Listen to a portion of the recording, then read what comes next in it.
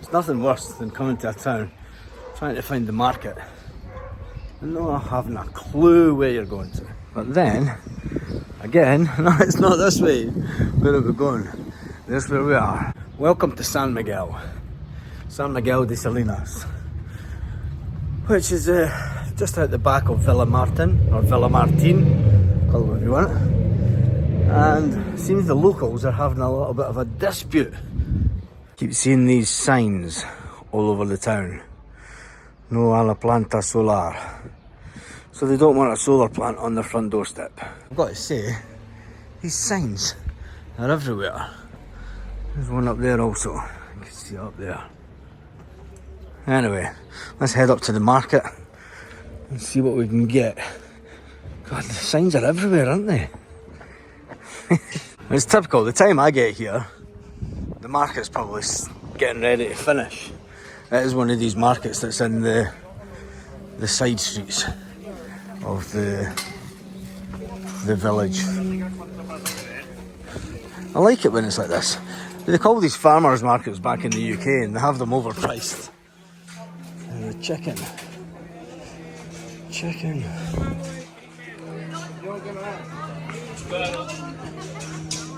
So I've just seen €3 for a kilo of strawberries. And then you get all the usual tat, as I would call it.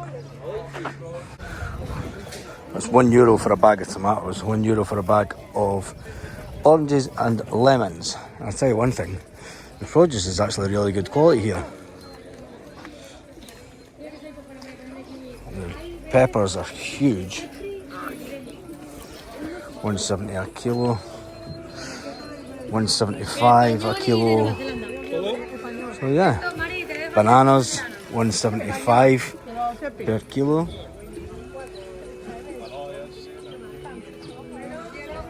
It's always way fresher than what you get at the supermarket. And I'm not sure how big this market is. I'm sure somebody will tell me that I should have went down the street. There are a few people that we know that stay up this way. You never know, they might comment on this video. I've got to say,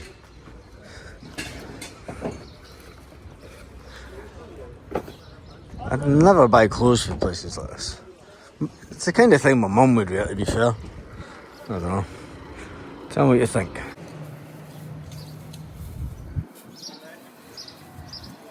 And as always, you always get one of these. Wow, that's expensive. That's for chicken and potatoes. So you've got one of the chicken vans over there, and it's €13 for a chicken and potatoes. It's 11 euros for the chicken on its own. The price must have went up an awful lot, because I can remember you used to get them for $7.50 down in Playa Flamenca. Maybe they've went up a lot. Let's take a walk up the street, see what the town has to offer. The Lord's Lounge. You're always going to find an English bar and selling English breakfast in places like this. But give me a tostada y tun any day of the week. No offence, meaning, but I love it. Right. Now, it's going to be one of those videos where no idea where I'm going. Let's take a walk up this way and see what the town's like. There's a big mixture of English and Spanish in San Miguel. There's quite a big English population, I do believe. And nice little Spanish village.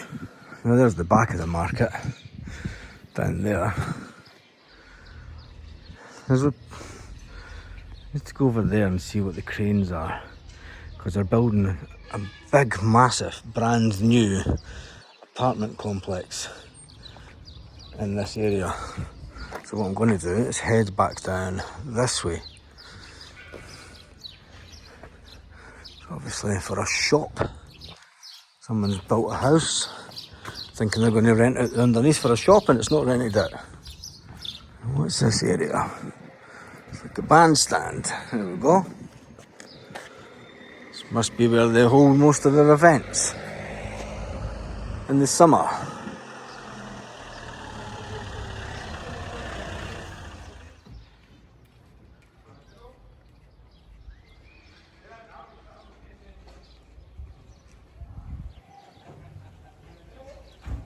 I wonder where the solar plant's going to be. Is it just going to be a field full of solar panels? And that's why they're against it. Maybe it's going to sit in their view looking down to Torrevieja. It's a shame really, because it amazes me that they don't have more solar in this country, because you get that much sun. It's basically free energy. But who am I to argue with the locals? I'm not one of the locals. And if they want to not have solar, maybe it's not going to reduce their energy bills at all, and that's why they're dead against it. Who knows?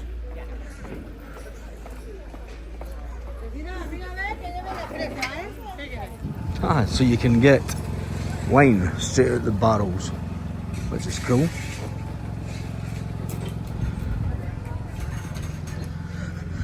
Just bring your bottle down. I love that. Just bring your bottles down, your plastic bottles, and get it filled up. Bring your 5 litre bottle down and get it filled up with wine.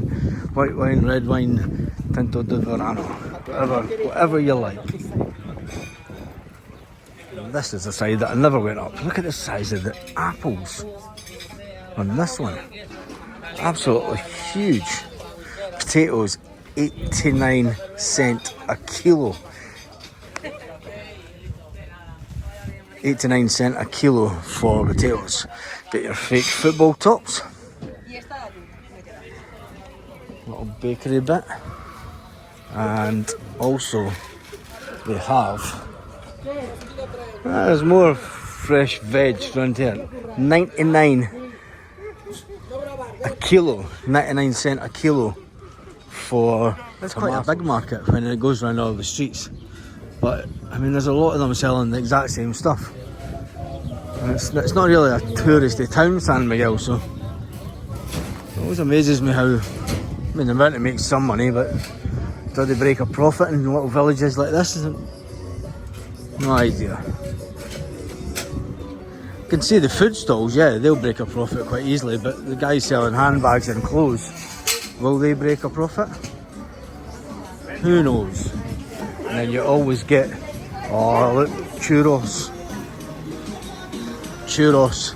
Right, we're going to take a walk down this way because there's a brand new complex getting built in San Miguel, and it dwarfs absolutely everything else in the village. Luckily, it's on a bit of a hill that sort of slopes down, or it would tower above everything else in the village. Now you can see those apartments behind me. They're what, 1, 2, 3, 4 stories high, 3 stories high. And that's about the size of the ones all around the village. They're all no more than 3 stories high. And then in their wisdom, they decide to allow a complex like this to be built. The monstrosity, the absolute size. That tells me one thing, it tells me that there's a lot of investment going on in the area. And with the Northern Europeans buying up lots of property, I mean, I've just been to an apartment, I had some fantastic views. The marble was completely shot that was on the floor, which you get a lot of around about here. But this is a different level for the little village. And then it looks as if they're obviously going to build even more over this way. Is that going to be a car park? But when you look at the size of these, they've got big balconies. Big balconies, big outdoor terraces. And I wonder what the starting price is for these.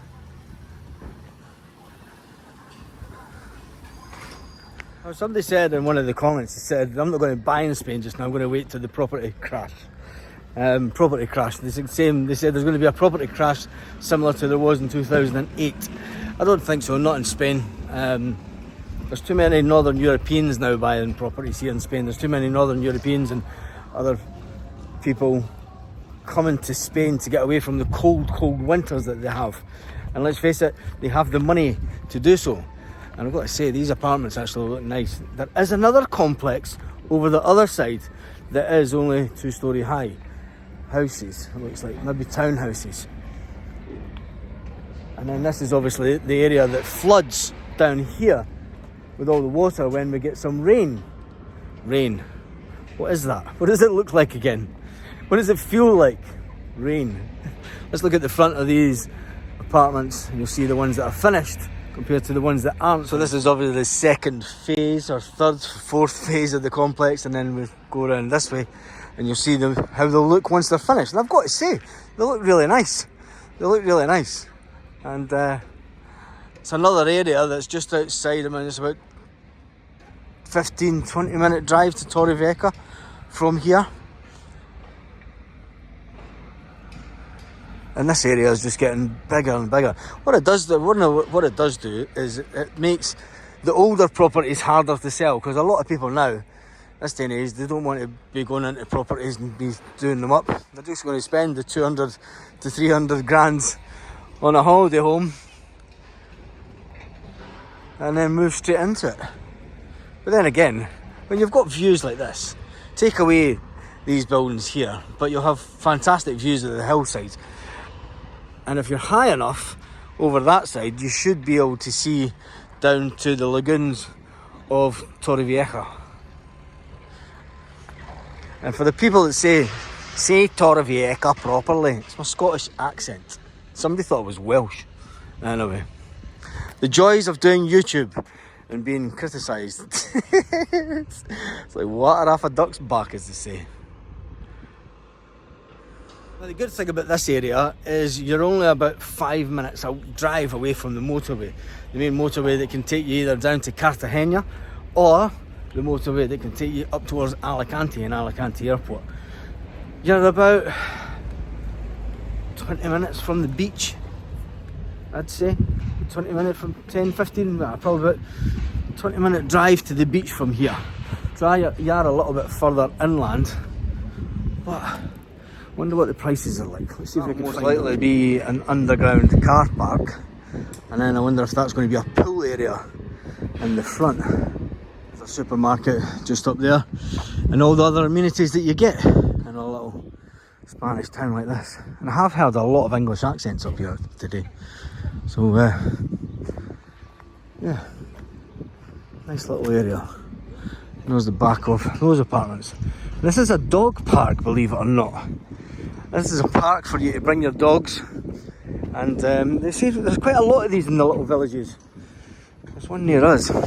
I think it's fantastic that they can have an area, because let's face it, the dogs aren't allowed to run around the woods up here.